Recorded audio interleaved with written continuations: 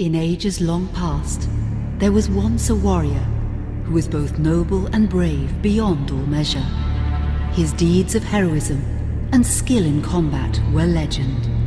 His name was whispered within the hallowed halls of men for countless generations. Yet now his name is lost, lost in the mists of time forever. It is said that destiny delights in the misfortunes of men, and so it proved true for Gabriel Belmont. For even after defeating the Lords of Shadow and ending their reign of terror, his soul was consumed by the very darkness that he sought to destroy. As that ancient prophecy foretold, whomsoever defeats the Lords of Shadow will sit upon their throne to rule as the Prince of Darkness. But before fate had played its hand, and unknown to Gabriel, his beloved wife Marie conceived a son by him. The Brotherhood of Light warned her of that ancient prophecy and the terrible fate which lay before her husband. So, with heavy heart, she concealed her pregnancy. For it is written that only the blood of that lineage has the power to defeat the Prince of Darkness. Thus, when newly born, the child Trevor was hidden from his father and raised a holy warrior of the Brotherhood in secret, so that one day he would be ready to stand against his own blood, as foretold. That day would come, some 25 years later, for what had once been Gabriel Belmont was now a powerful vampire known as Dracula, the Dragon. The Brotherhood of Light fought against the onslaught of his dark armies, which laid waste to towns and villages across the land, but to little avail. Trevor was now fully grown to manhood, and the truth of his origin and destiny of the Belmont clan was finally revealed to him. So he set out to confront his father and end his family's shame forever. But Trevor failed and was mortally wounded in the confrontation with his father. He was no match for Dracula's terrible power. Yet, as he lay dying, Trevor finally revealed his true identity. Dracula was driven mad with grief and rage over the revelation. He desperately sought to save his dying son by giving him his own lifeblood. But it was too late, or so he thought. Dracula buried his son within the walls of his great castle, and then swore bloody vengeance upon the world. Raising an army of creatures beholden only to him, he struck with fury and merciless cruelty at humanity. He vowed to hunt God's children for all eternity. But fate still had one last card to play. Dracula's blood had power, and that power now coursed through the veins of his dead son, slowly reviving him over many years, until one night he emerged once more into the world, not as a man, but as a creature like his father. What had once been Trevor Belmont was now gone forever. He was now a vampire like his father. Though he swore that he would not be like him, he would take the name Alucard. He would be a force for good, opposing his father's capacity for evil. In that very moment, Alucard swore to destroy Dracula. But fate had something else in mind. Meanwhile, Trevor's own son grew into a fearsome warrior with a reputation that far exceeded even that of his illustrious father. Simon Belmont knew little of his own lineage, nor his importance in the events to come. All he knew was that his mother had died at the hands of Dracula's minions when he was but an infant, and his father had been killed in single combat with Dracula. Found and raised by the people of White Mountains, Simon had but one purpose in life: to destroy Dracula for the murder of his parents. After years of training in the arts of war, Simon set off for Dracula's castle and a date with destiny. Once in the castle, Simon met Alucard, and knowing little of the true identity of his companion, joined forces with him. Blood bound them together, and fate took a hand once again, as finally they met their dreaded foe in mortal combat. Simon defeated Dracula with his whip, and yet Alucard sensed that all was not as it should be. Dracula would return.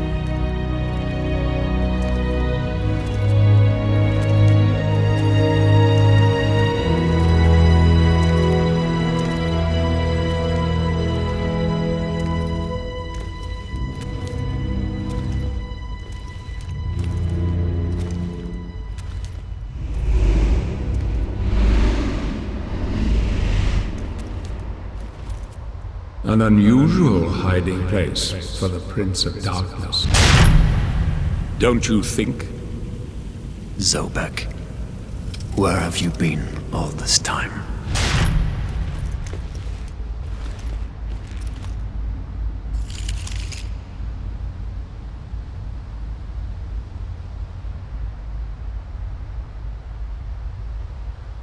And what of you? Why have you been hiding all this time?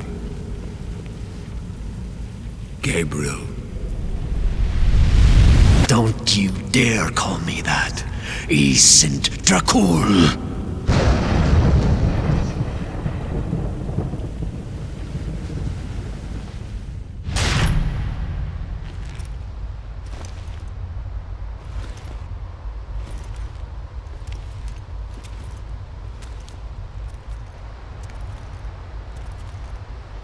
What do you want, old friend?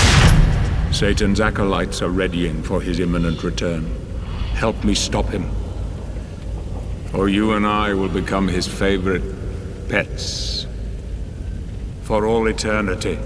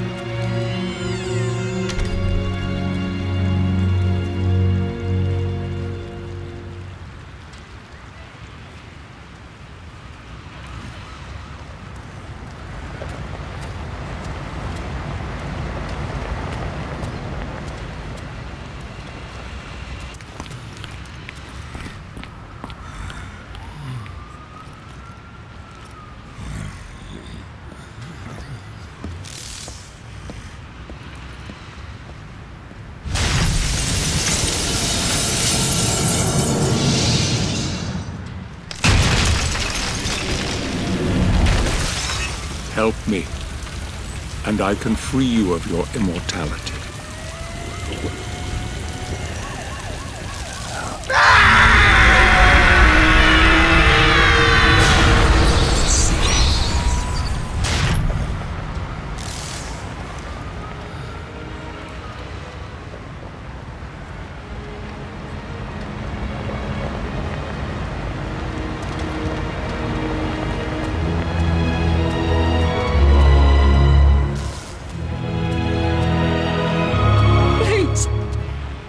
Yes, sir.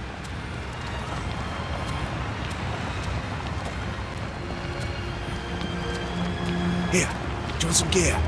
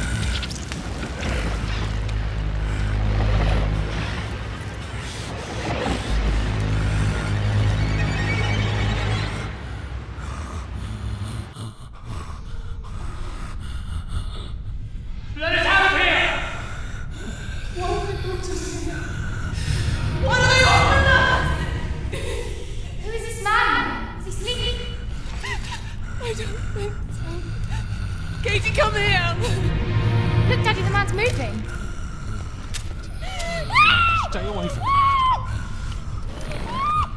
Catherine, you come here! Now! Get here! You stay away from them!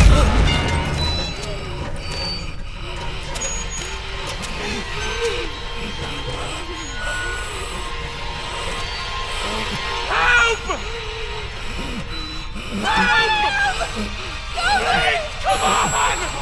No!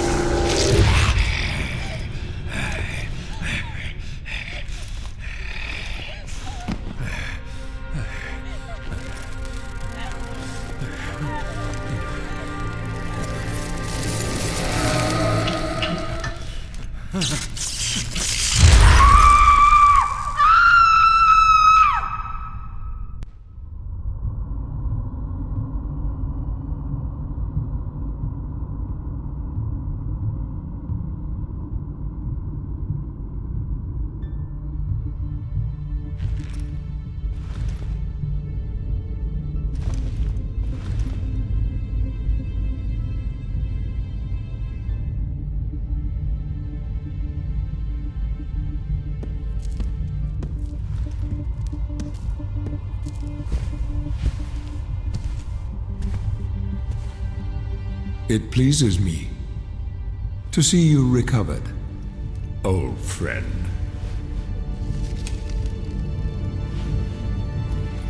Indeed, old friend. No!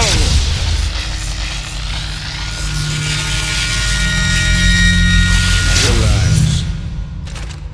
Our guest is just a little confused. I know what he wants.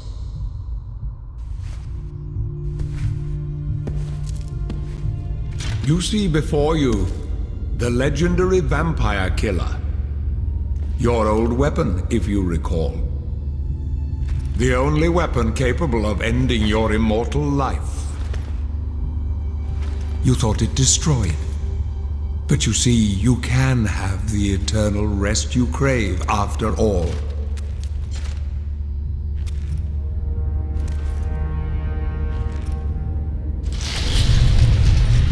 But first, you must help me. Prevent Satan's return to the world. Then, I swear to you, I will deliver the fatal blow to your heart myself. And I am sure you will fulfill that vow.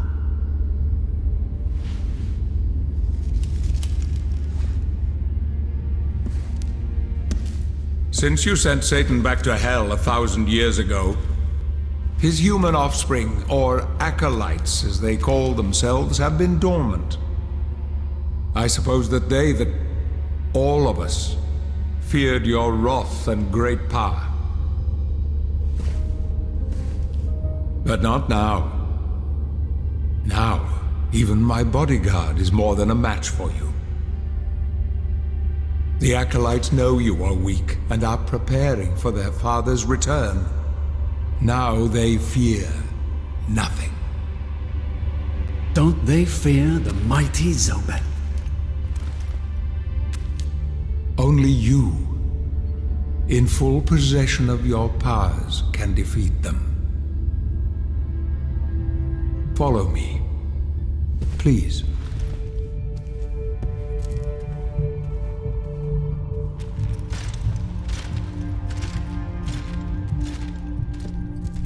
We must find and destroy the acolytes before they can finalize their preparations for Satan's return. It won't be easy. They govern the world of men from the shadows.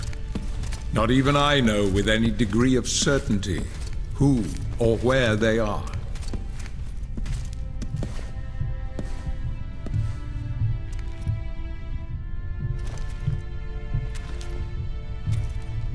They won't come out into the light unless we can force their hand. The acolytes must never know who hunts them down. The element of surprise will give us the advantage. Until you are at full strength again.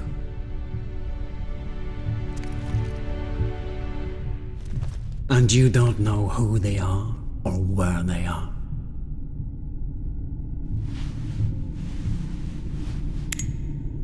Did you know that this city is built upon the foundations of your castle? The acolytes are focusing their attentions here for very good reason. Satan has specifically chosen this place for his return. He means to enslave you first, to humiliate you for what you did to him. Let's get on with it.